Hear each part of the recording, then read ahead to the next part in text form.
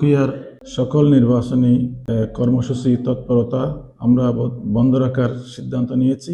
সম্মানিত উখিয়া টেকনাফবাসী, আপনারা জানেন আগামীকাল 4 ফেব্রুয়ারি বাংলাদেশ জাতীয়তাবাদী দল বিএনপির স্থায়ী কমিটির সদস্য সাবেক যোগাযোগ প্রতিমন্ত্রী জনাব সালাউদ্দিন সাহেব উখিয়ার কোটবাজারে একটি সভায় অংশগ্রহণ করবেন এবং উখিয়াতে তিনি নির্বাচনী সফর করবেন।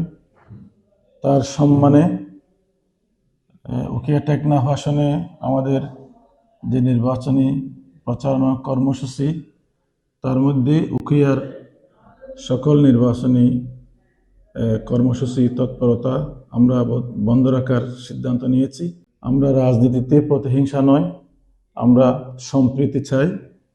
আমরা উখিয়া টেকনাফের মানুষের জন্য একটি সুষ্ঠু, সুন্দর, নিরপেক্ষ নির্বাচনের মধ্য দিয়ে জনগণ যাতে তাদের পছন্দনীয় প্রার্থীকে বিজয়ী করতে পারে, সে ধরনের একটি নির্বাচনী পরিবেশ চাই।